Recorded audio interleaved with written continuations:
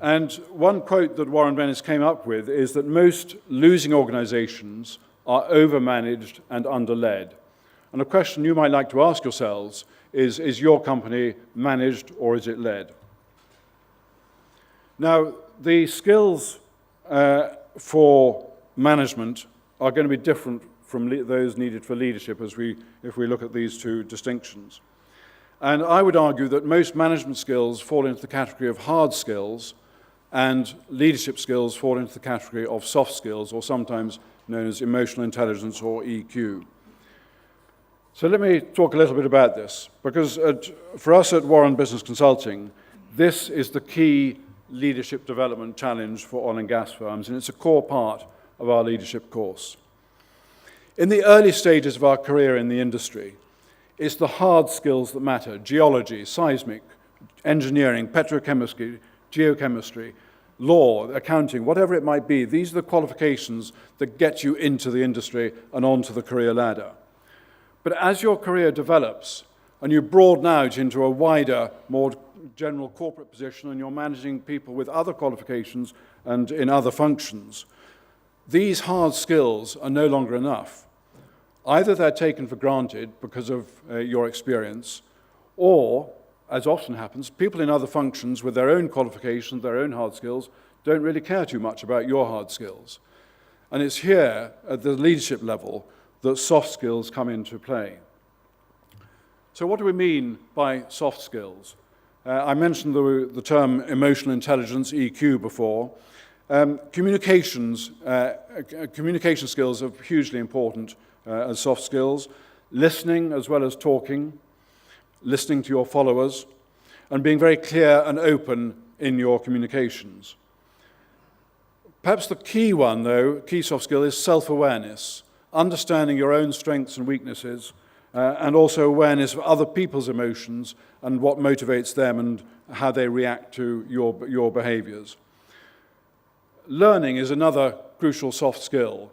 Henry Ford said that all the best leaders never stop learning, and you never grow old if you keep on learning. And we heard yesterday, I think someone in the audience mentioned or asked the question, does the industry learn?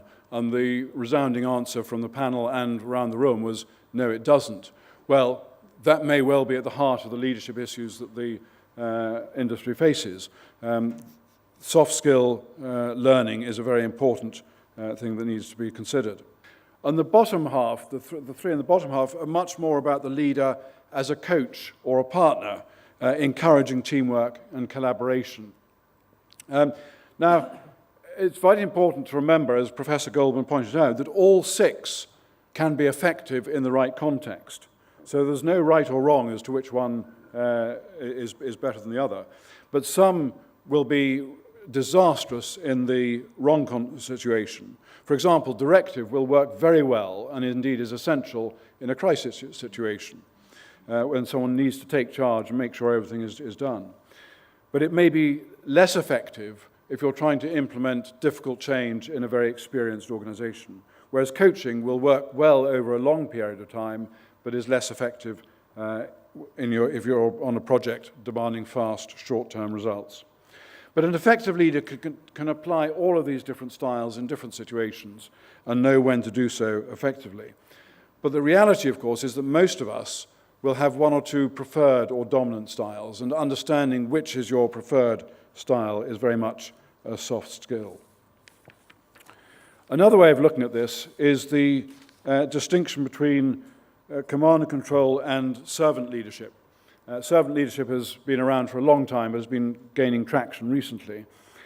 If you think back to the oil industry of the 60s and 70s and the 80s and 90s, the conventional culture style was very much directive. Imagine a drilling manager barking questions at a geologist or petrophysicist wanting fast answers. It was command and control, top-down, instructions flowing from the management. The servant leader model reverses this, and the leader is there to support their followers, enabling, empowering, and trusting them to do their best. And I'm not going to say one is better than the other or one is right or wrong. Which is more appropriate will depend on both the situation, but also the culture and style of the organization and even the country or region that you're operating in. And I'd like to now pose a final question, which is, what's the dominant style of your organization if we take a spectrum between extreme command and control at one end and coaching and supporting at the other end? Only 2 replies. No one else volunteering to reply? 3? Anyone else?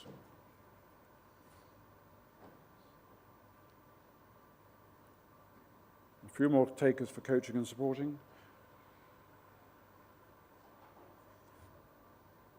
Okay, but we can still see that there's a dominance of command and control, which is much as we would expect, again, as we saw with the hard skills, soft skills issue.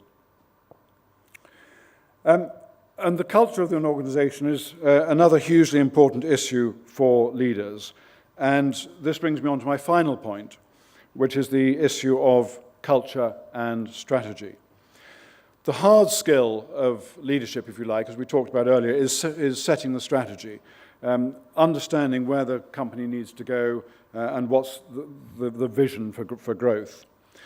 And this will often involve change. And we heard this morning about the importance of change as far as digital work is concerned. And this is often where leaders will find there's a clash between their strategy and the culture of the organization that they are leading.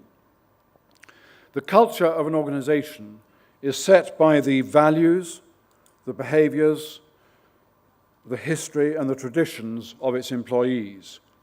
And if there's a conflict between strategy and culture, culture will beat strategy every single time. And that's why the vision and strategy must include culture and values. They've got to be aligned. Otherwise, by the time you come to try and implement your change, you'll risk conflict and resistance when implementing an action plan. And therefore, leaders also need to be ready to shape the culture of their organization. And this will obviously demand soft skills, particularly in the world of communications. But above all, they will shape the culture through their behaviors. How you behave shapes the culture, not what you say. And leaders need to demonstrate the way we do things around here by their own behaviors and by their actions, not by their words. And the success of any strategy will depend on those behaviors, not just on the quantity or quality of communications about it. So, to sum up, the question we posed at the beginning was, what are the skills needed to generate growth and lead change? And as I say, I'm not going to give you an instant, easy answer here. We've identified that a lot of you see leadership as a challenge for the industry. Strategic long-term thinking is a key hard skill for leaders to develop. But it's also vital to develop those soft skills, particularly around communications, self-awareness, empathy, and then resilience and courage. And this is all about leaders having followers and the ability to inspire and influence them. And I'll finish with a quote, if I may, from a senior industry veteran from one of the oil majors. He said, "If people feel that you are supporting them to deliver great work, they will follow you anywhere." Thank you.